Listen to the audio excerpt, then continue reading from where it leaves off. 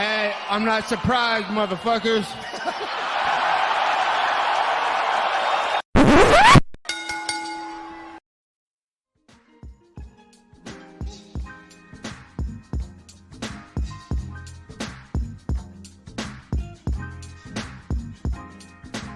What is up, ladies and gentlemen? I'm Josh Evanoff. He's Ortega. Welcome back to the Courtside Soundoff podcast once again. Listen, big week, guys. Big week. UFC 265, UFC Vegas 33. We got it's going to be an MMA heavy week. That's for sure. Before we go ahead and get into the actual show itself, I want to talk to you guys about Rogue Energy. Amazing sponsor of the show, as always, Rogue Energy. Rogue Energy was founded in January 2017 to be the best gaming drink in the world. Available as a premium stack in the form of delicious energy and focus drink. It's designed to replace unhealthy canned energy drinks, coffee, and even traditional pre-workouts. Rogue Energy is sugar-free and is loaded with vitamins, antioxidants, and nootropics. They designed Rogue Energy for the emerging professional competitive gaming market and continues to have fantastic carryover and success in students, athletes, entrepreneurs, and anyone looking to optimize their mental and physical performance. If you want 10% off your order, use the code SOUNDOFF at checkout. It's code SOUNDOFF at checkout for 10% off of all your energy needs. Angel, last Saturday night, UFC Apex, Las Vegas, Nevada. We went into it saying this card on paper looks like potentially the worst card all year. And Angel, what did we get? You know, you can make a case, right? Yeah, I think you could still make a case. It definitely was not as bad as I thought it was going to be. It had its stuff to look forward to. It had its controversy. You know, it had a little bit of everything, right? Yeah, for sure. And in the end, not the worst card of the year. There has been worse, for sure. But at the end of the day, man, not too many bouts of consequence. Obviously, the original co-main event between Shamil Abdurakhimov and Chris Daukaus fell out. And then they had a new co-main event between, prospect Roman Kopylov and Sam Alvey, and that fell out. And then they had Mornia Lazaz versus Nicholas Stalzi, and that fell out. And then they had Ronnie Yaya and Kang Yo Kang, and that fell out. So really, there was no real co-main event. Cheyenne Buys ended up getting her position in there. And we'll go over that fight in a moment. But man, really the only bout of real consequence on the card, the main event, really. Sean Strickland, Uriah Hall. Going into it, there was a lot of talk about specifically Strickland, his kind of weird banter going into it. And then also Uriah coming on, on the come up, really, is his longest win streak of his UFC career. And during that win streak, it included some really damn impressive names. Like, I understand, the bouts went the way they did, but Chris Weidman on paper, great win. Anderson Silva, great win. Antonio Carlos Jr., great win. Beat Jocko not long before that. He gave a hell of a fight to Costa. So going into the fight, he was obviously the underdog, but a lot of the talk was about him. Bro, not even close. Sean Strickland went out there and put it on this man for 5 straight rounds, winning 50-44, 49-46, and 50-45 on the judges' scorecards. Did this change your outlook at all about both these guys, specifically in terms of Uriah's kind of his limitations of the division and Sean Strickland potentially being some sort of a title contender, actually, surprisingly, in this division? I mean, I feel like the way where everything I know about these guys is still the same. I didn't take anything away from this, knowing anything more or anything less about either of these guys. I think I established everything that was done that night was something that I already knew. Obviously, Sean Strickland, I was well aware of him. I remember I talked to you probably, when he came back, was it midway through last year, early last year? I had mentioned, I'm like, this guy's something. Keep an eye on this guy. And I had mentioned that. And obviously, we knew that from the record, right? The record spoke for itself. But granted, him coming back, making the weight change, and finding the success that he did was the other thing.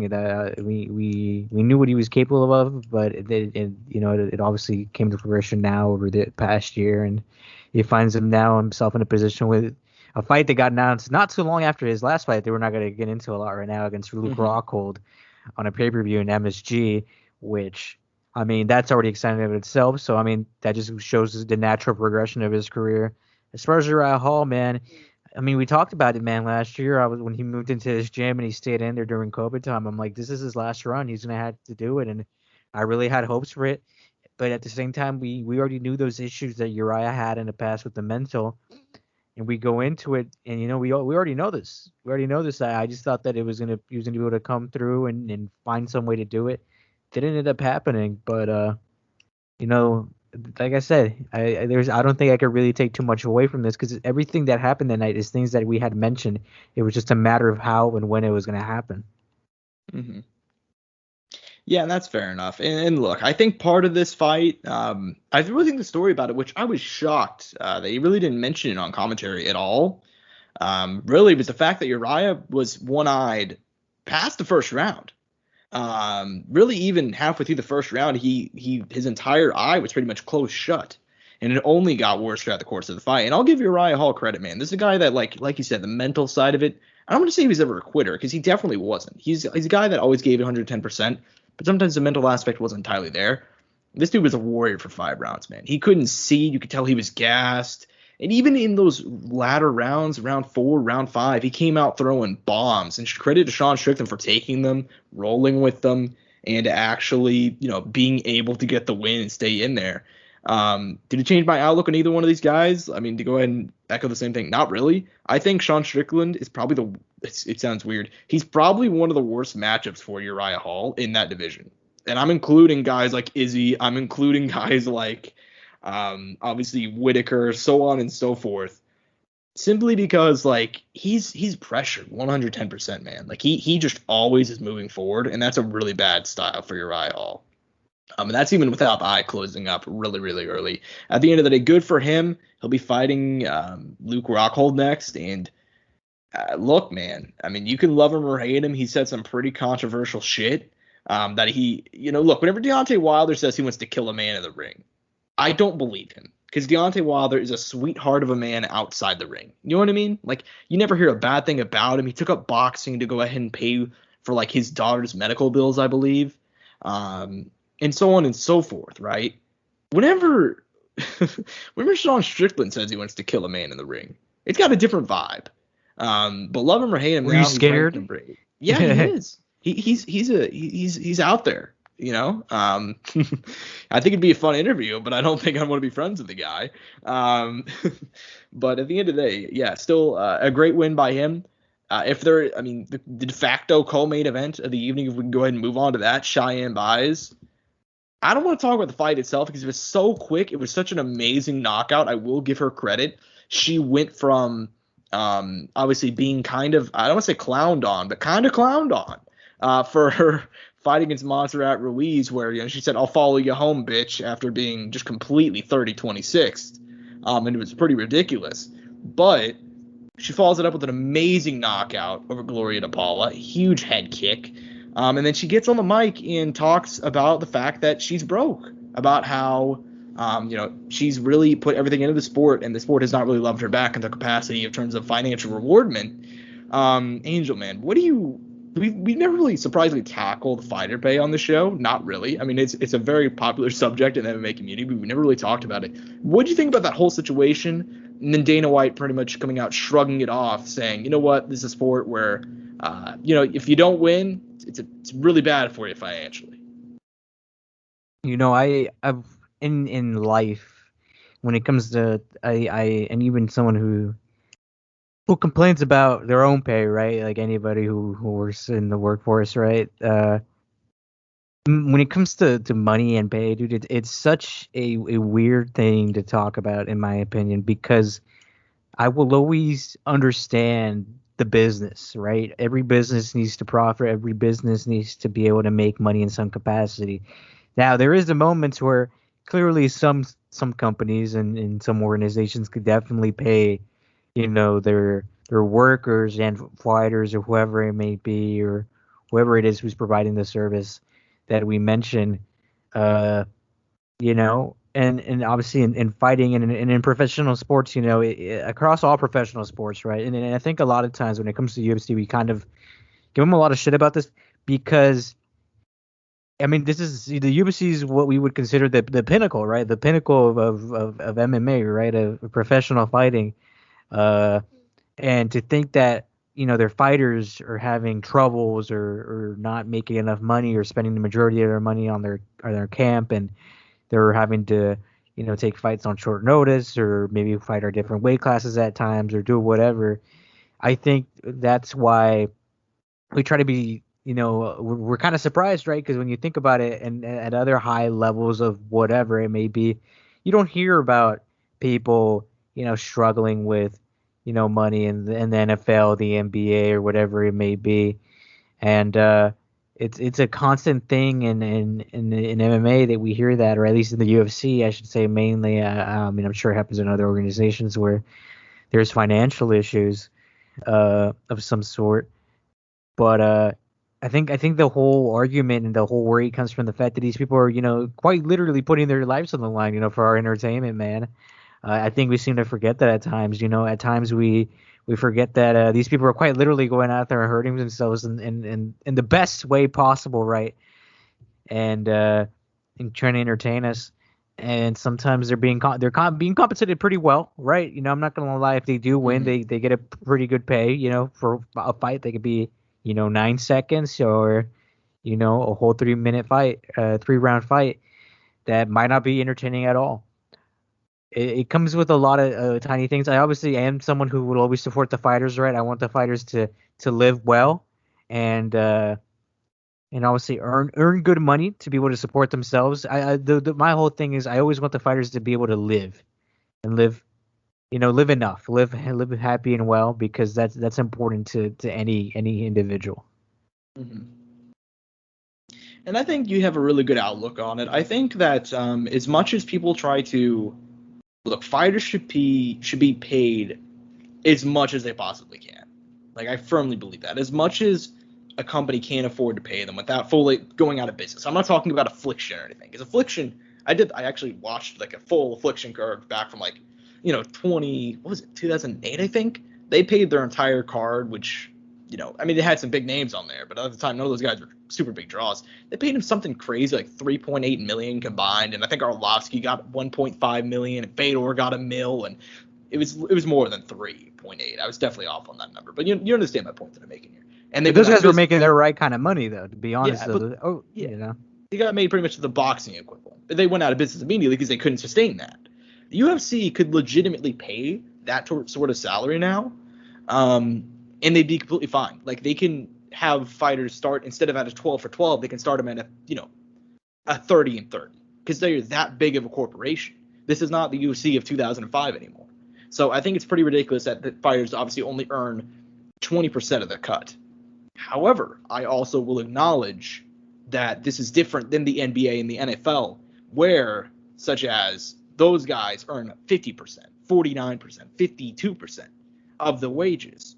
It's different wherein that's, obviously the UFC is a lot smaller. They also have a lot less money, and it's a lot easier to have, like, whenever there's teams involved, it's a lot easier to pay out that way as well. So in MMA, it's not any given, I don't know, and also performance bonuses and so on and so forth. So it's definitely a lot more hard of an argument that I think people will actually give it credence to. I think people are just like, oh yeah, just pay fucking every fighter. Like, for example, who is the girl that recently made like a GoFundMe? Was it Sarah Alpar, I think?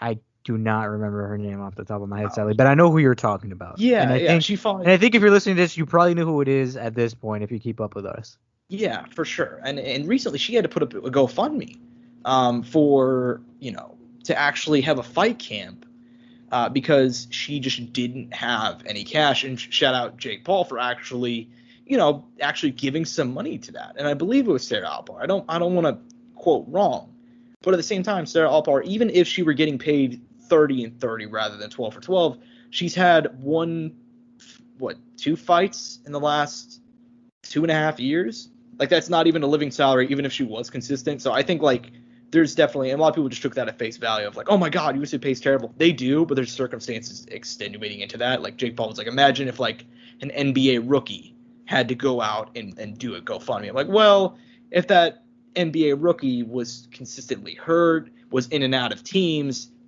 like there's stuff that you can't attach to another sport. You know what I mean? Also, NBA rookie contracts work very different. You know what I mean? And they get a lot more guaranteed money depending where they are picked in the draft. There's a lot of factors, like you say.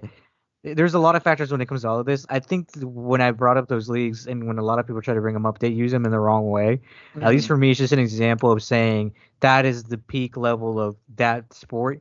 and this is the peak level of this sport, and fighters are, having this kind of trouble. That's I think that's the main point. At least I personally try to make. Mm-hmm.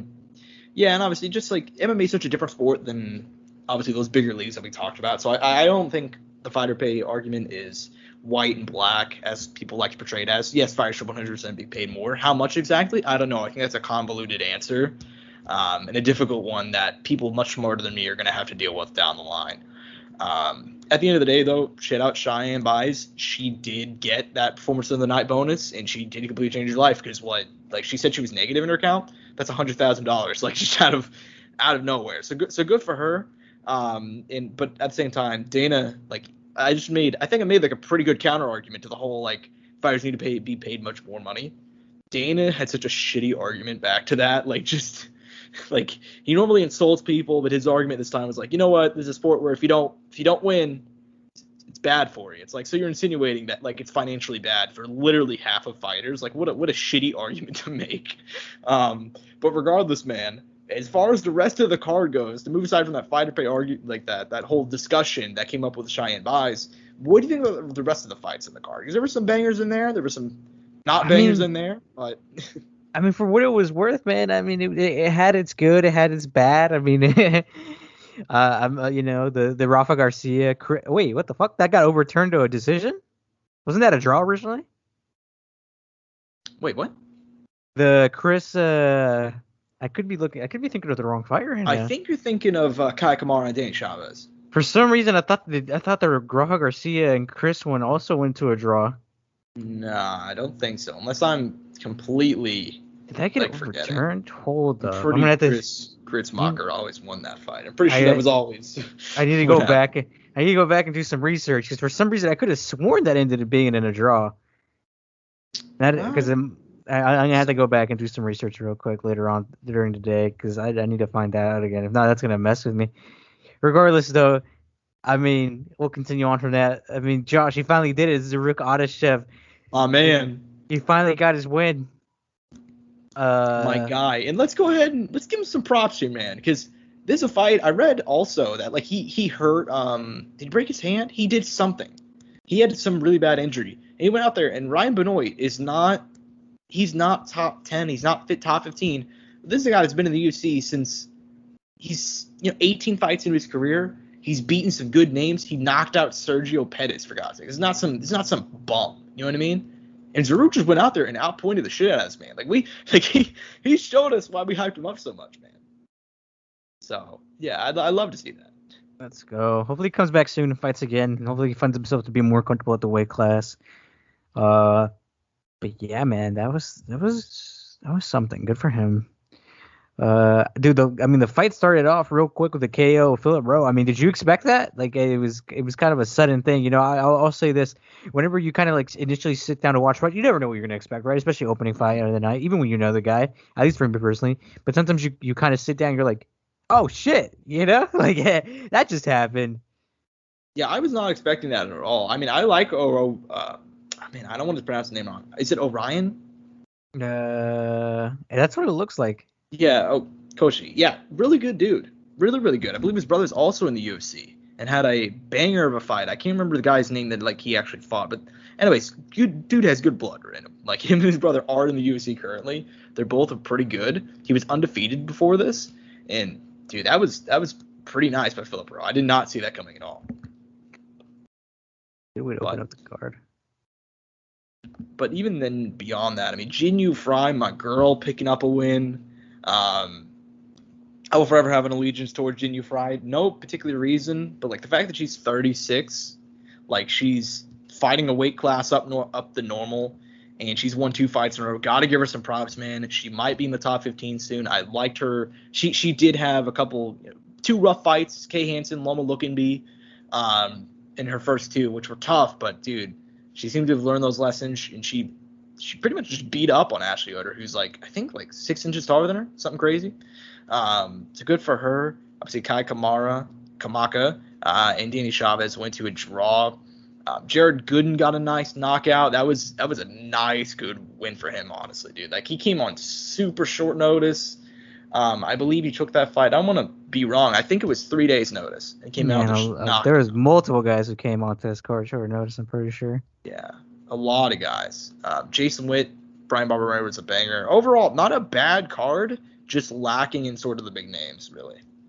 Hey, we expected that, though. Yeah, for sure. But moving on to this weekend, man. Also a card that does not have huge names. Obviously, it's much bigger than this random miscellaneous fight night. But still not a huge card in terms of that. But regardless, man, we can go in straight to the main event. Saturday night, Toyota Center, Houston, Texas. Derek Lewis, the Black Beast, making his homecoming. He's got the home field advantage. He's taking on the Frenchman Silogan. Look, dude, this is about as clear. Like, it is very rare do we have fights like this clear. It's gonna go this way or it's gonna go that way. That's entirely this, bro. Derek Lewis is the UFC's knockout leader. He has 20 knockout wins of his 25 victories in his entire career. I believe he has 12 of those in the UFC, which is the record. And he's coming off 4 knockout wins in a row. Blagoy Evanoff, Alir Latifi. Well, 2 of those weren't knockouts. 4 wins in a row, 2 of those knockouts. The last 2, Olynyk Blades, both very good opposition. Both of them met the canvas. Cyril Gane, on the other hand, not, a huge finisher. 3 knockouts, 3 submissions, 3 decisions, perfectly balanced as all things should be. Whoa, Dan. I'm glad you like that. But yeah, man, look, he's coming off of, I'd say probably the most, it wasn't particularly entertaining, but the Volkov win is the most I've been impressed with the fighter in a long time. He just went out there and put it on Volkov, who, for my money, before that, we both went into it. Volkov looked the greatest he's been in his entire career, and we thought before that he was the best technical striker of the division. And Cyril Gane went in there and just 50-45'd him, man. It wasn't. He said, "Hold my beer, hold my beer." It was that meme. it was that. Look, and then before that, he did the same thing to Rosenstrike. And Rosenstrike, he's very, very good in his own right. The Rosenstrike one was even more dominant. You know what I mean? And then he knocked out JDS, and he beat Tanner Bozer, who's another young prospect, and so on and so forth, man. This is a guy, he's only 9 fights in. He's trying to pull the Weidman, get that title in his 10th fight. And we'll see what happens, man. As far as it goes heading into it, who are you leaning towards? I know you've picked every single one of Derek Lewis's. I'm pretty sure, since we started the show, you have never picked. Can we fact check that? We might have to go back and fact check that. It's a sound-off fact, which means it's. You have this written down for a fact. I think we should, dude. I wish we had a track record of how many times we picked a fighter. Well, I wish we did keep track of that, but I do know in my head for a fact that since the show had started, which was March 2019. You have never picked against Derek Lewis. I think we could probably Excel spreadsheet that somehow. That's a lot of work, though. We got to get a producer. There'd be an easy way though to Excel spreadsheet that though easily, especially since we only do the main of it, co-main and main, So it wouldn't be that hard. But I'd love to have. I'd love to get someone to go back and re-listen to some of our podcasts and be like, "This is how many times you guys picked this fighter." I'm sure we could. I'm sure it wouldn't take that long. We just have to skip forward early on in the podcast and see what we picked. I might go back and do some of that actually, or at least for certain cards. You know something, Josh? You just gave me an idea. Next time we have a specific fighter, I'm gonna go back and see how many times we picked that fighter when they were in a co-main. That's a good idea. On a pay-per-view. It's a good idea because the show's been going long enough for us to do that. If we did this 3 months in, it would make sense. But now we've been going for 2.5 years, so it makes sense. So here we go, man. Let's get into it. Like you said, Josh, there is no other way to put this fight. It's either gonna go this way or that way. It's either gonna be Cyril via decision or Derek Lewis via finish. I think the opening, initially when the betting odds came out, they had Cyril by a decent margin. I don't know if they tightened up since then, but let me tell you this though: the MMA community has Derek Lewis's back. Josh, have you been listening to these podcasts, man? They have Derek Lewis's back. They've laid out an incredibly good case for Cyril and why Cyril should win. But when it comes to picking the fighter, I've heard multiple picking the fighter. I've heard multiple people pick Derek, man. It actually surprised me. I thought there was going to be a lot more Cyril picks amongst the deep favorite, MMA community. And man, Josh, I've all this week, man, I've been going with my boys. I'm not going to stop, man. I'm not going to stop picking my guys. I'm not going to stop picking them because I have faith in them. I'm picking the back least against Josh. He does it via knockout. 4th round finish. Let's go, champ. Whoa, let's go, champ. Fourth round. That would be. Well, he's only had he's never gone the distance. He's only gone to the fourth round once against Mark Hunt. Well, actually, I take that back. Against Shamil Durahimov, but that fight, third or fourth round, and it's not gonna happen. And it's not gonna happen ever. It's not gonna happen. It's not gonna happen. It's not gonna happen? No, it's not. Fair enough, man. But look, as far as it goes, I've been pretty torn on this. I know that you mentioned the odds. I know whenever they came out, Cyril was a favorite, and it's only actually gotten wider. It's gotten worse. Yeah. Josh. In the great words of Derek Lewis, excuse my French, but fuck them. You know what's funny is did you watch the full press conference or did you only watch that clip? No, I saw the whole thing. Yeah, and I remember thinking he didn't ask a bad question. It's just he was. He did it. And then he was like, excuse my French, but fuck you. I'm like, whoa. Damn, but it wasn't like an angry fuck. He was like, "Oh man, fuck you, man." You know what I mean? Yeah. He's been on edge though. He tried really hard, and I'm not sure he was trying to get into Cyril's head necessarily, but he was definitely trying to he got in his face a bunch of times at the weigh-ins, at the press conference. I feel like he's trying to throw him off a little bit, man. Derek Lewis is normally a very easygoing guy, but not this week. Let me tell you though, this is something I want to bring up quickly with you before you choose your pick, and we kind of and I didn't break down the fight a lot.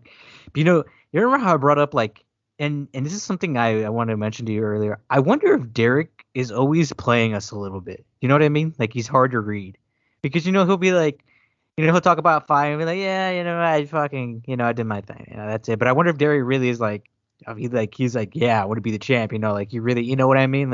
It's actually in there. And then the moments in fights where it looks like he's about to gas out and he looks like he's hurt, but then he out of nowhere just fucking, fakes them out or something. I wonder if he's actually hurt or if he's actually tired or it's all fake, with his appearance and then his personality. It's hard to read. I don't know with Derek sometimes if he's being serious. And I wonder if this is just another layer of it with all of that. Yeah, I think that's possible as well. I don't think he has any beef with Cyril Gane. I don't think anything like that. I do think he is probably doing it over the top. Probably, I'm not sure if it's to drum up more interest or to fuck with him. Either one's possible for Derek Lewis, man. That's what I'm telling you. It's a hard read on the man. He's very hard. The more I've watched him, the more I've gotten to hear him, and the more interviews I'm kind of coming to a conclusion. I'm like, damn, this motherfucker is actually kind of hard to read now that I think about it. No, entirely. He's very hard to read, especially this fight week because he's been so out of character that I think if it was not Derek Lewis, it'd be oh damn, this guy's really getting out of his normal funk, man. He's got to be oh, this guy's in his head or that, or whatever, because he's been acting very out of character, but at the same time, Derek Lewis is always kind of playing people to an extent, so I don't know. That's what I'm saying. It's I don't know what to expect anymore. I don't know what's real and what isn't. I know he keeps it 100 though, but you know what I mean. Yeah, for sure. And look, it is what it is. It's definitely been a little bit weird watching a more angry Derek Lewis to an extent. I don't want to say angry, but more on edge, I think is probably the way to put it. That being said though, man, I don't think it's gonna go Derek Lewis's way, man. I really do. Look. Just you fucking wait, man. Just you fucking wait to see him get knocked out, man.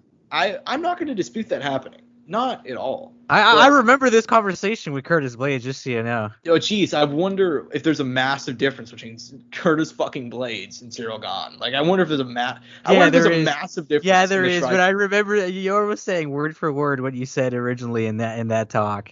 I'm sure I use really repetitive language, but Josh is it's not my fault. I'm an idiot. No, I was kidding. It's not my fault. I'm a dumbass, bro. But I do think there's a lot more difference between this and the Curtis Blades fight, because even the Curtis Blades fight, they're different. Derek Lewis always loses until he wins, but that was another case of it. Curtis, I don't know, man. I think if he had literally, that was a 1 in a million shot, because it's not not 1 in a million. Put the odds down. But you know what I'm saying? I don't think Curtis Blades gets hit with that shot normally. For some reason, he just decided after mixing it up, that was the best his striking's ever looked. He was throwing kicks to the legs. He was doing a lot of body work. He was going to the head a lot. He landed some hard shots, man. And then he's fuck it. Let's do no technique, and just run shoot from a mile out. From a mile out and see what happens. But obviously that's besides the point for this fight, because there's going to be no takedown threat here. This is going to be a guy who is a lot taller. He's not a lot taller, but he has much better reach. He has one of the greatest coaches in MMA with Ferdinand Lopez. He literally has John Jones's reach. Like, Cyril Gane fights how John Jones thinks he's going to fight at heavyweight, dude. Like, he's very, very long, but he's also fast. He's agile. He does have knockout power whenever he actually chooses to, like, put his, lay into a guy. You know what I mean? He normally doesn't choose to do that. He does a lot of stuff. He conserves a lot for cardio purposes. But whenever he decides to lay it on a guy, like Volkov did not look great coming out of that fight. Like, he knocked out JDS. I'm actually going to go Cyril Gane, and I'm going to go Cyril Gane via finish, man. I think he's granted, though, Josh, who hasn't knocked out JDS in recent time, though? That's fair enough. I'll give you that. I could knock out JDS. No, I was kidding. What's Connor's quote? Augusta when he does the chicken dance. Like, oh, God. I do think Cyril Gane, though, and I'm actually going to go via finish. I think this is going to be a fight where I don't think it's going to be very entertaining early. I think Cyril Gane's doing a smart thing, dude. This is a guy who's literally never lost. He's undefeated across kickboxing. He's undefeated across Muay Thai. He's undefeated in MMA, obviously. I think that he's faced much better strikers than Derek Lewis, and I think he's going to stay out of the way. I truly do. And I think he's just going to drown him. I think he's probably going to be very, very careful early, and I think he's going to get the finish eventually. So, and then probably fourth, fifth rounds. Let's talk about the number of scenarios where this happens. Now, if Derek wins via submission, I'm scared. It's just go full bench pearls. So basically, if you want to go ahead and crunch the numbers, okay? If you want, like. No, but the thing is, let's get into a little bit more. If Derek does knock out Cyril, would you be surprised? Like, let's say it's early. No, not at all. Let's just say, early on, he's getting controlled. Pressure against the fence. Clearly getting outstruck. Derek's able to circle out, maybe get some leg kicks in, maybe lands one body kick there. Cyril starts fighting his range. He circles in and out. First round, Cyril undisputedly, right? Mm-hmm. Nothing crazy, no crazy round, right? Derek maybe kind of kept it close, but lost it near the end because he started getting pressure against the fence. And, he was able to circle out. And then let's say second round, Derek comes out and fucking, lands the haymaker somehow. We don't got to get into the details. So would you be surprised? Would you be kind of disappointed in Cyril? Or what would kind of be your perspective at that point? I feel like you can't really do that, though, because you're going so much into hypotheticals to the point where it doesn't really matter.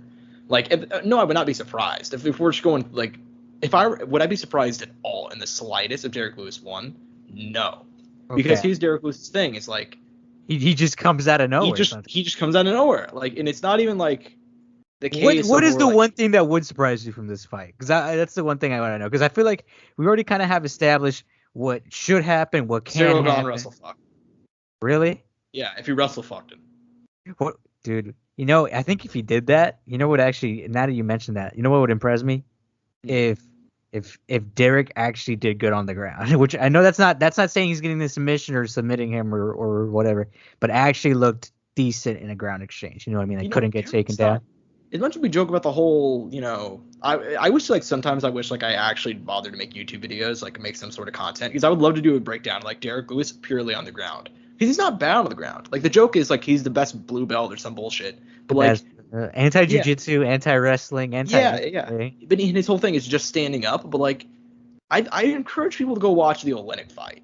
Because he is not only defensively great against Alexei Oleinik, who is a phenomenal, probably, he out-grappled Verdum in that fight, years ago. And Verdum was the best heavyweight before that. Now that's washed Verdum, but still, the point being, he's arguably the greatest heavyweight grappler, at least right now, and in all time for sure, up in the ranks. And he did amazingly defensively, but also on offense. He landed a couple of sweeps. He was able to get to half guard, land some ground and pound, which ultimately ended the fight. He's very good on the ground. So I would not be surprised at all if Derek Lewis busted some things out. If Cyril tried to take him down, he busted an old sweep or something. I would not be surprised at all. So. His ground pound is good, but it's no surprise with a guy with so much power. Him being above you and just laying fucking bombs on you. Also, he's a hard guy to submit too because he's just wide. I wonder if we ever saw the the aftermath of that, like the post fight, like when they had how they all have their interview afterwards, he talked about how Olynyk was trying to submit him, and he said that Olynyk had him in that, I forgot what choke it was, but he was there squeezing him. He's like, damn, that shit fucking hurt, man. Yeah. And that at some point Olynyk says something in Russian. He obviously he didn't know what it was and let go of it. Because fucking Derek's with wide neck, wide body, he couldn't like sink it in as well. Yeah. So just generally, he's a hard guy to submit as well. Just because of his body type. Yeah, and then look, I mean, he's underrated on the ground. I don't think the fight's going to reach the mat, though. I think this is going to be purely stand-up. Like, I think it's just going to be really difficult, man. And I think he's going to do a lot of stuff. I think he's going to target the body a lot on Derek. Just because Derek's offense upstairs is surprisingly competent. I mean, we always talk about him being swinging and banging, and like, he's very hands. wild. And he is, for sure. But at the same time, it's like, he's very sound defensively upstairs. He's very good at minimizing damage, rolling a lot of shots, and has a very high guard. But at the same time, that also leads to a lot of guys that have attacked the body so well. Travis Brown did it. He hurt him not for Doom. JDS did it very, very well. So many guys have attacked the body to great success against Lewis, to the point where I think that's probably where the finish is going to come from. I think God's going to probably hit him with something to the body and just flurry. But yeah, man, I'm very excited for it. It's about as close to 50-50 as you get, in the way that, like, yeah, Gane, like, hypothetically should be the betting favorite. But Derek Lewis has that right hand every single time. And if they ran this 100 times, maybe, 47 of them Derek Lewis wins via knockout. Just because he's so powerful. Like, he's definitely up there. But Angel, my man, I think we spent enough time on the main event. Moving on down, this co-main event was supposed to be a fight between Juliana Pena and Amanda Nunes. That fell out. But dude, we got just as good of a fight. In fact, on paper, I'm a lot more excited for this one. Pedro Munoz, Jose Aldo Jr., 3 rounds, bantamweight division winner. I mean, God willing, depending on how the Aljo Petr Yan situation goes, could potentially be next after a fight against, obviously TJ is going to get a shot. But you know what I'm saying? The potential next challenger after TJ. This fight could potentially produce that. Look, man, very interesting fight. Never would have thought these guys would actually match up, just because Jose, moving down to bantamweight, has entirely revitalized his career, really. I mean, like, up at featherweight, he was still good, right? Like, he was still top 5. He knocked out Renato Moicano, knocked out Jeremy Stevens. Whenever both those guys they were both top 5 at the time. He lost to Volk, but everybody loses to Volk. And since then, he moved down. He lost in a fight to Mauro Moraes, which everybody outside of 2 judges in Nevada thought he won. And then he lost to Petr Yan, but gave Petr Yan the toughest fight of his career to date. I mean, he took multiple rounds. He did a lot of work to the legs. He beat Marlon Vera after that. So now we got a great fight between him and Pedro Munoz, man. What do you think about this in the co-main event?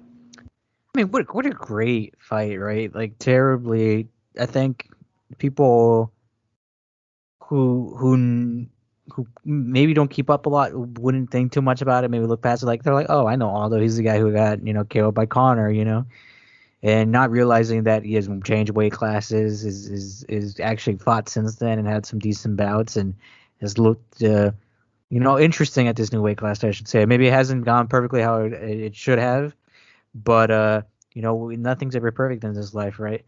And, I mean, as far as this matchup, what a good fucking matchup, man. I still can't get over it. I remember I saw it and I was like, damn, that's a fucking good fight, man.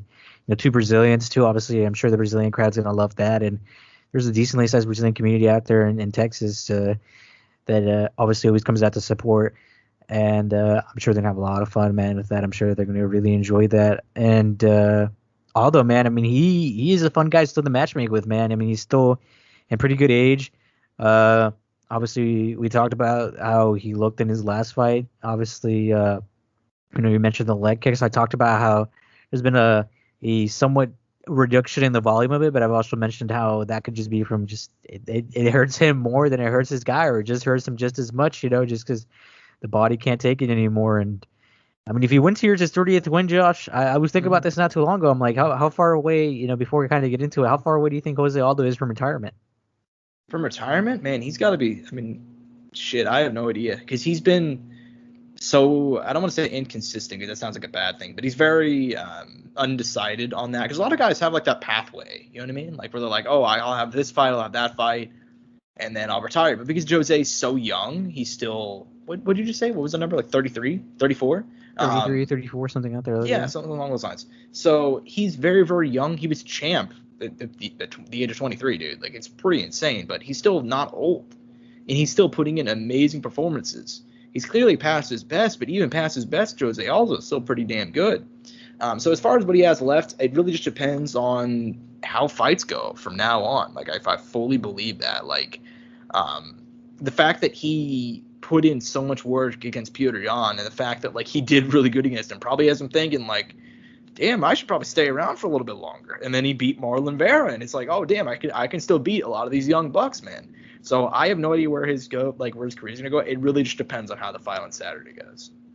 You know, I just thought about him, like, what if he were to retire tonight? Like, this was his last fight. Like, I was thinking about that because I'm like, we can't be that far off. You know, that was kind of my whole thing. And be his 30th win if he is to win. Obviously, I'm sure he'd like to fight in Brazil again and give a good show.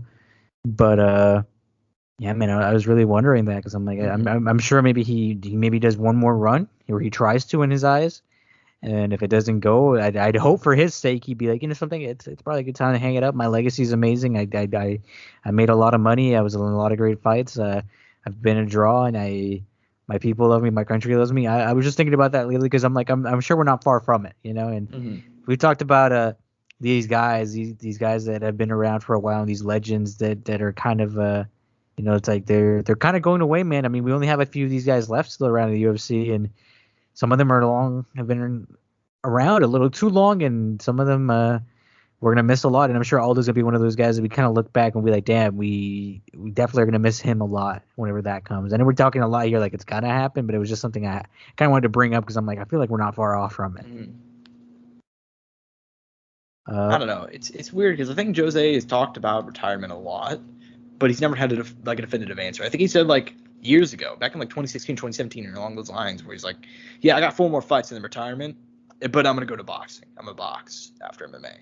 And now that was like 3 or 4 years ago at this point. So I have no idea what his plan is, but I do think it depends on how he does. I think if he keeps on winning, he's going to keep on staying.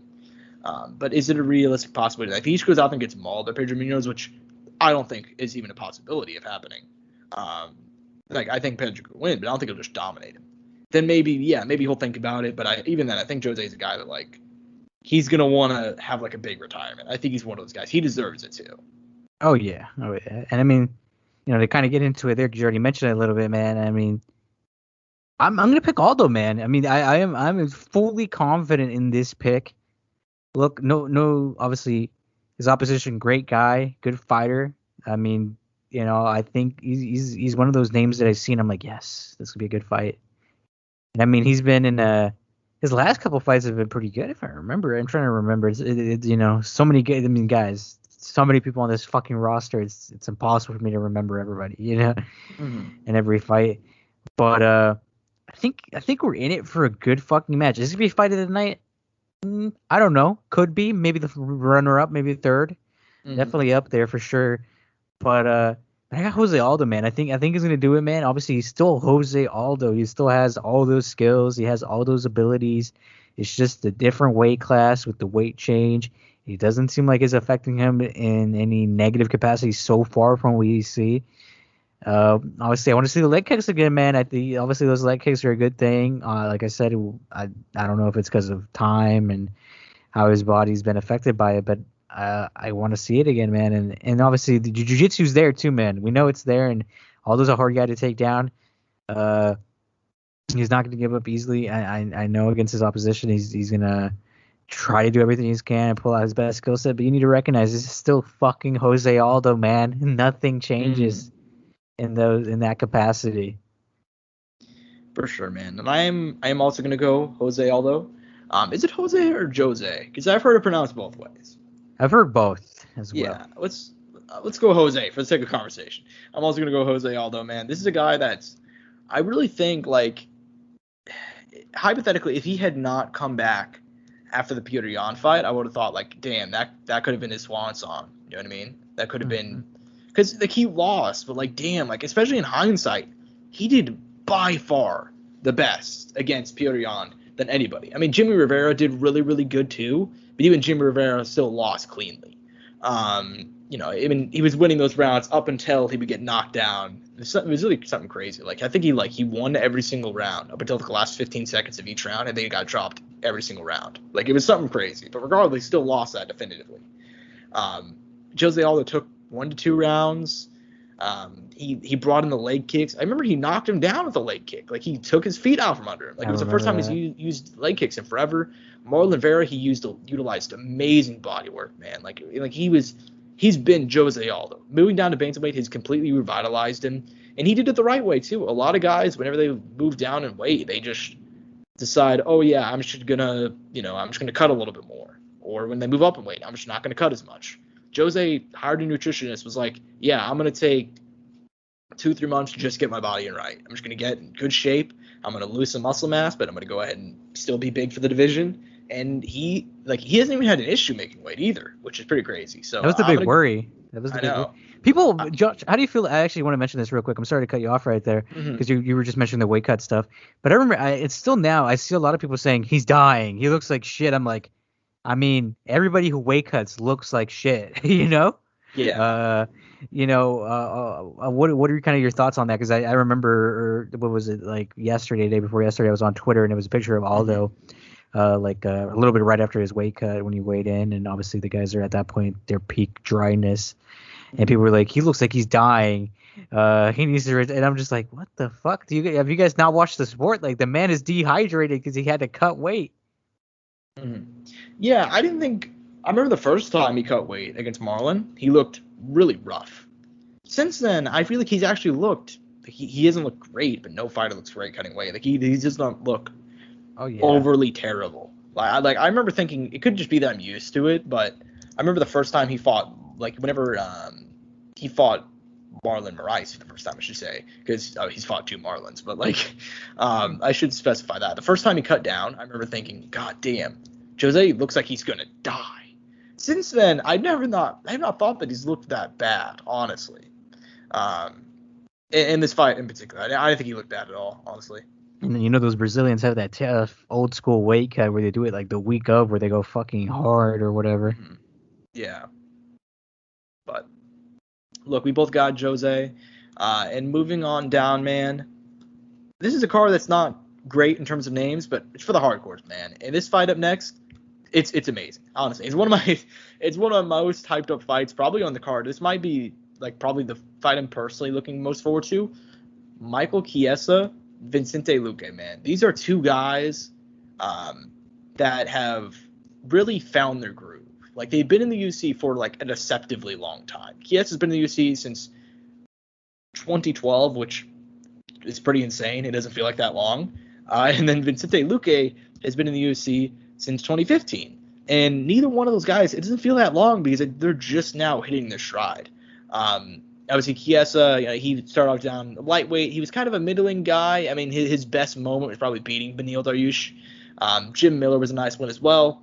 But after losing and just getting bodied by Anthony Pettis and then missing weight, he's like, all right, I'm going to move up. And he moved up in spades, dude. Like, he looks huge for the division. And he did it the right way. He packed on muscle. And he looks huge. He beat Condit, dominated him, dominated Diego. He dominated Dos Anjos and now Magny. I don't think he's lost a definitive round. Like, you can argue, like, he may have lost one to Magny. Like, just even then, it was a coin flip. He's not definitively lost a round in his last 4 fights at welterweight. Sticking on Luque, man. Luque's a guy that's been... He's a gamer. He's a gamer. Like, honestly, he truly has been rising to the occasion. His only losses are to Michael Graves, who won the Ultimate Fighter, Leon Edwards, and Wonderboy. That's it. He's beaten Woodley, Nico Price twice, Randy Brown, Mike Perry, Brian Barberena. Like, he's beaten some names, man. Bilal Muhammad was probably his best win. And he's finally hitting his stride. I feel like after he lost to Wonderboy, and he looked good before that, but the split decision against Mike Perry doesn't blow you away. Fucking fight though. You know what I mean? Yeah. I thought Mike won that fight as well. Shut up, Mike. Yeah, shut up, Mike. He beat Derek Krantz, but like most of his best wins, in my opinion, have come since the Wonderboy loss. He beat Nico Price in a banger, one of my favorite fights of the year. I mean, he beat him once before already, but that was not as entertaining. That was a submission. This is just back and forth war. He beat the shit out of Randy Brown. Randy Brown's been killing it lately. And then the Woodley fight, man. And Woodley, he let his hands go. Finally, you want to see Woodley let his hands go. And guess who won? It was not Tyron Woodley. Woodley, who's one of the hardest hitters in MMA at welterweight. Luque, man, comes out on top, wins the war. And now he's in a position where both these guys ranked, I believe they're ranked number 5 and number 6, or number 6 and number 7. I don't remember the exact order it goes in. But they're now in the upper echelon of the division. A lot to talk about, man. Who you got in this fight? I mean, Josh, you didn't even mention this. I mean, Vicente Luque is, in his last 10 fights, he's 9-1. Isn't that fucking insane? Mm-hmm. With a 20-7 record, and in his last 10 fights, he's 9-1. Granted, you could say whatever about the competition, but there's some good fucking guys in there, and those are all in the UFC. Mm-hmm. I mean, you got to give credit where credit is due, man. I mean, not anybody could just achieve that, and especially in the fashion that he does it, in multiple finishes, multiple, I think like performance bonuses and stuff in there. Definitely, there has to be some in there through all those fights, man. I mean, he is a entertaining guy. I mean, he's your dark horse at welterweight, Josh. Do you remember this when you told me about this guy? What is it like now? Probably 2 years ago now. Probably the first year of the podcast, you mentioned Vicente Luque being your dark horse at welterweight. And look, man, I'm gonna get into it a little bit here. I don't want to take anything away from Michael Chiesa, dude. He's an amazing guy. I think actually, like, him as an individual was one of the best guys in the UFC as far as a person. Nice dude, great personality. Like him on commentary, good fighter to top it off. If he can do the shits, man, he can back it up. And obviously, he was on Tough. He was on that season. A very famous clip of him being on there, receiving a phone call from home, finding out that his father had passed away, and staying on the show, and then going on to beat Ally at Quinta in the finals and win the show. And he was still at lightweight, so this wasn't even the best version of Michael Chiesa that we could have got at that time, to top it off. I mean, there's a lot of factors into it. I really want to establish who Michael Chiesa is before I get this into a little bit. And Vicente Luque, man, even in his own right, I mean, he fought at a young age. I think he made his professional debut like at 16 or something. Like Vale Tudo was like being able to get fucking stomped in the head type shit, back in Brazil. Mm-hmm. So, he's been around. He had his fair share of losses early on in his career, but hey, man, ever since then, he's grown a lot, gotten a lot better. I mean, he is he's in this, man, for real. And all these Brazilian guys, man, they always come out here and fucking perform, dude. Look, for what it's worth, man, Michael Chiesa, ever since he made the weight change, and I've talked about it a lot on the fucking podcast, and Josh has mentioned it too a fair bit, and we've raved about how good he looks, how big he is, how massive he is, how he's been mauling these dudes. I mean, from his wins, I mean, and in comparison to Luque's, I'll be honest, Luque's wins at this weight class are a lot better. And granted, he's been at this weight class a lot longer than him, right? Mm-hmm. Condit, okay. Yeah, at that time, Condit wasn't doing the greatest, but, still a good win. Still a vet, still a guy who could make you work. Diego Sanchez, who, at that time, was looking a little suspect, with some of the stuff going around him. But, still legend of the game, still Diego Sanchez in that cage, still fighting, right? And then I think now his best wins, man, RDA, which, even then you can talk about that because, RDA versus wrestlers. I'm not going to get into it, but we know that. Still credit, though, it's still RDA. And now his best win, Neil Magny. Now he's been to see Vicente Luque, man. I like Luque a lot, man. He's a tough guy.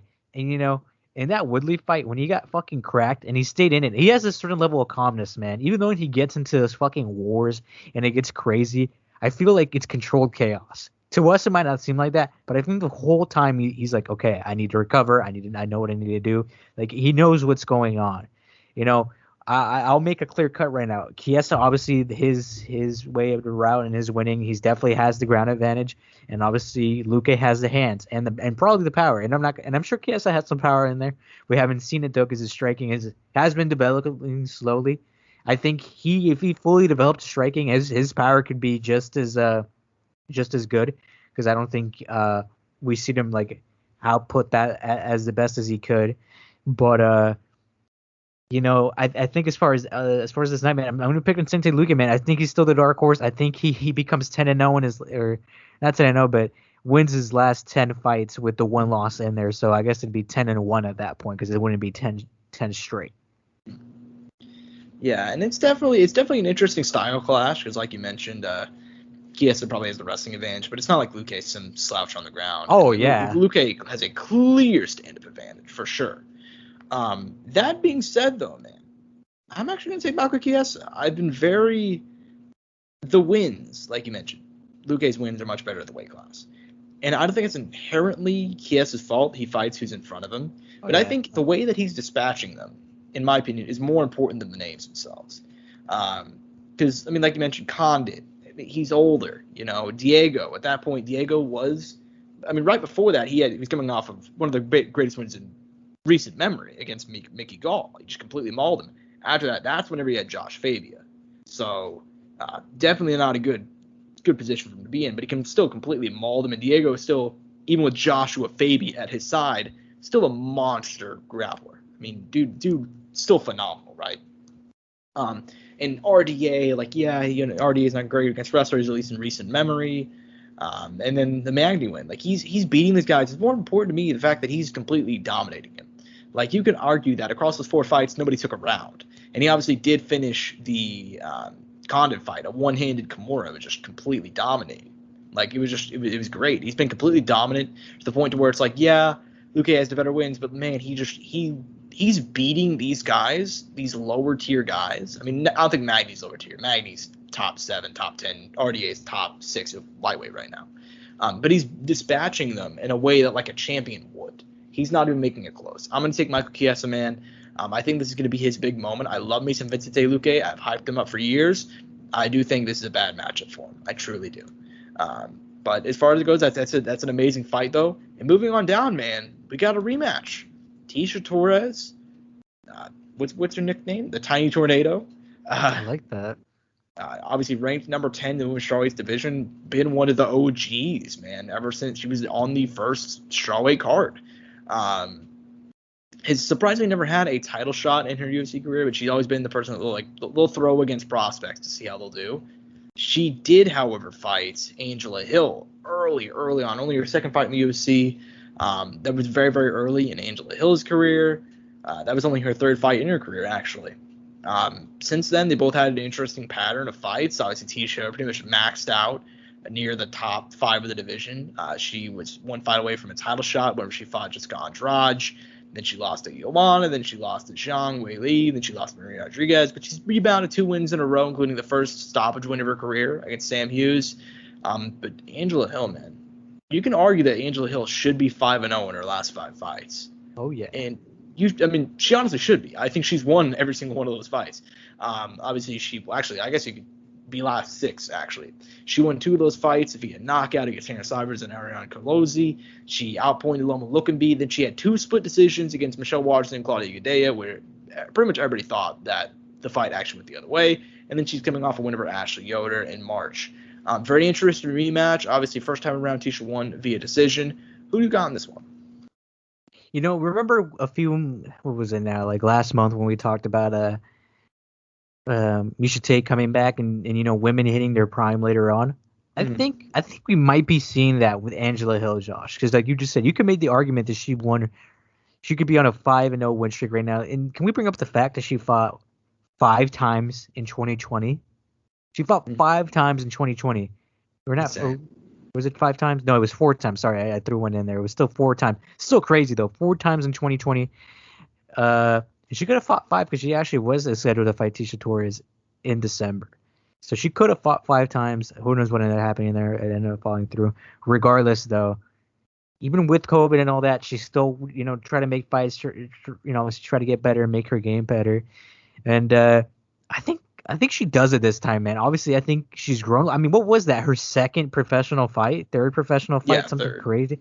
I mean, and the Angela Hill that was presented that night isn't the Angela Hill she's fighting today. And let alone the this new version of her that's come out here and look fucking good, man. Obviously, she's obviously been arguably robbed, I should say, of the 2 fights she does have on record. There are losses in recent time. I think she fucking gets it done this time, man. I really do. She gets her win.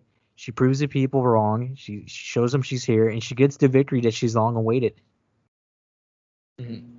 For sure, man. And I am actually going to go ahead and go same here, dude. I actually think you brought up a good point about Angel Hill. Like women fighters peaking later into the career. I think that's fully the case here. She's just hitting her prime, like just now. And to be fair, it's not even a case of her necessarily hitting her prime. It's like she was very, very young to really start with. And didn't have a whole lot of experience whenever she got into the UFC. But then her Invicta run really did a lot for her, actually allowing her to develop, finally getting that time. But as far as it goes, man, I'm going to go ahead and take Angela Hill as well. I think she's been beating like a lot of the lower tier of the division, right? But she's never really, and this is something that you maybe push back against. I'm not sure how you feel. We know how good she is, but she's never gotten the signature win. You know what I mean? Like she should have it though, because that should be Claudia Michelle Watterson. Yeah, she should have won both those fights, but she didn't. She got a bad judging decision. It happens in the sport. I feel like this is going to be your big moment, dude. Like Tisha Torres, I believe she's only like a spot or two in front of her, right? But at the same time, Tisha's been around in the game for a long time. She is been near the top 5. Like I said, she's been close to the title a lot. I think this is going to be her big definitive win. So I'm going to go ahead and take Angela Hill, man. But as far as the main card opener goes, this one, another interesting fight. This card, like I said, man, not for the casuals, but a lot of hardcores are going to love this one. A lot of good names, a lot of close fights. Casey Kenny, Song Yudong opening it up. Obviously, both these guys, both on the outskirts of the rankings, just barely. But who do you got in this battle of the prospects? Both of these fighters, I mean, Casey Kenny's, I believe he just turned 30, but still both two relatively young guys. I mean, good matchmaking, right? Obviously, both these guys are coming off losses. They both need to get a win here. Obviously, UFC trying to get the guys who are ranked, who have both losses, try to get them to fight each other and kind of get back on that win column, and obviously continuing them fighting another guy who's ranked as well to obviously continue the natural progression of it. And hey, man, I mean, that last Casey Kenny fight, I mean, he fought Dom Cruz. After that, I know he took a month off, just no fighting, no nothing, just no working out, just keeping himself kind of like resetting, and then kind of got back into fight ship, and then got ready and then got straight into this fight camp. I mean, he took it the way he should have. I mean, he's fighting a guy who's fights at range, pretty lengthy, good striking, can get real wild too at times, and Casey Kenny's one of those guys who is a good prospect, man. I mean, he has the capabilities to be able to be successful at this weight class, except that he ran to fucking Dom Cruz, man, which for pretty much any young fighter or any person who is coming up in this division who's on the lower end, terrible fucking matchup for you. I mean, you're talking about the guy who is developed his game over years to find success. And not just with his weight class, but other weight classes as well. Obviously, he didn't fight a lot in those other weight classes. I think he has 2 bouts at 145 and 2 bouts at 155. Fun fact of the day, Josh, in case if you didn't know. And and I mean, that movement he developed, his IQ is fucking insane. I mean, he's to be on commentary this week. No Joe Rogan, I know, right? But hey, man, as far as commentary, I mean, he's probably one of my other favorite guys. I love Dom Cruz's breakdowns. His knowledge of the game is ridiculous, and like I said, I think Casey Kenny just ran into the wrong guy. I think he gets it done here, though. I think he just needs to fight the kind of fight he needs to fight and not fight into the kind of fight his opponent is trying to fight. I felt that in that Dom Cruz fight, he never himself decided, I'm going to dictate this fight, ever. And granted, though, you're dealing against Dom Cruz, who is the guy who's going to come out here and always want to dictate the fight. And obviously, that's what every fighter should do. But Dom Cruz is especially good at that. Mm-hmm. Yeah, you make a good point, man. And I actually thought it's very rare to see. I actually thought he dealt with Dominic Cruz's movement pretty well. I thought Cruz obviously won, and he did win in the eyes of the judges. But I thought he did a pretty good job at actually cutting off the cage, avoiding a lot of Cruz's shots. He had pretty good head movement for that one. And that was really his first fight against sort of the upper echelon of the division, and I thought he did really well. He didn't obviously win, but you know what I'm saying. And then Song Yudong, man, I'm pretty high on this kid, right? But I've been progressively getting lower on him when he started to face these top guys. Because he came in, I think he was 20, 21 when he made his debut. Obviously, he's being trained by Uriah. Like, he's coming out of a great camp. But then, like, we've seen him start fighting this upper echelon of the division. Not even the upper echelon. Guys like Casey Kenny, top 15, maybe outside the top 15. And he's struggled, man. I thought he should have lost against Cody Saman. I thought the Marlon Vera fight was very, very close, but most people thought Marlon won it. I thought it was fine decision either way. And then he clearly lost to Kyler Phillips. I feel like he started to hit a wall. And part of that is that he's very young. He's 23. It's crazy. This stuff's gonna happen. But I do think like maybe it's too much too soon. I think Casey Kenny's not ranked. I think he should be. And I'm gonna take Casey Kenny in this one. But as far as the rest of the card goes, man, very, very fun undercard. What are some of the fights you want to go and highlight? I mean, let me see. I mean, right below it, man. I mean, the last card of the prelims, Rafael Fiziev versus Bobby Green. I mean, what a fucking banger, right? I mean, if Rafael wins this, I mean, does he get a ranked opponent next, Josh? Do you think? He should. I think he should have already had one. You think you already should have had one? Really? I mean, like, I think this should be a ranked fight. Like, he should be fighting somebody ranked. But also, at the same time, I get why he didn't, because it's such a top-heavy division. I mean, let's look at his last 3 wins. I mean, Alex White, Mark DeCasey, and Nato Moicano. Now he's fighting Bobby Green. I feel like the natural progression is that next he should have a ranked opponent. I feel like they're on the right trend. And he's 28 years old. He's still young. Yeah, I'm not going to bitch about it. I mean, like, the Hanato win was good enough for me. That's all my point. Okay. Well, and, I mean, let's keep making our way down our card a little bit. Ed Herman, Josh. Ed Herman is still fucking fighting. Can you believe it? What a fucking terrible matchup, right, against Alonzo Menefield? I mean, do you agree with me on that a little bit? I do, but I don't. I think this is a fight it's a bad matchup just because Alonzo's so explosive. But Ed Herman, man. I mean, he's still here, right? He's still here. He's still here. Like, and Alonzo's a guy that's still very, very young, so he's still prone to make a lot of mistakes. You're right. So I could see this one going either way, honestly. Hey, man, but he got the big win over a last-minute replacement against Fabio Sharan. He got that long flu choke, which I did not fucking expect that. Most he passed it on to him, bro. That's what he means. Like, that's the whole meme. Well, yeah, after getting fucking counter left hooked by fucking OSP. Yeah, that's how that goes. That's how it goes. And Josh, we can continuously keep making our way down this card because that's how good this card is. Karolina Kowalkiewicz back. It was against Jessica Penne, Josh. What are your general thoughts on this? I feel I can't even remember the last time I saw Karolina fight. What the fuck? Yeah, it's been a minute since Karolina fought. I remember her last fight was just a complete mauling. She fought Yang Xiaonan was her last fight. Oh, yeah. Okay. And that was complete and utter mauling.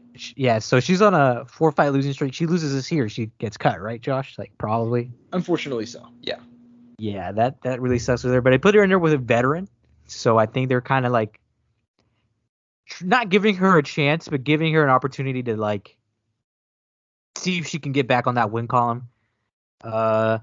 Jessica Penne, she got that win against Lupita Godinez. Was it earlier this year? Yeah. Prior to that, she was also on a 3-fight losing streak, almost a 4-fight. So who knows if they already had in mind to get this in case if she did lose that fight, and they were going to both be going on 4 losing going into this one. I don't know if they already had that kind of set on their mind going into this.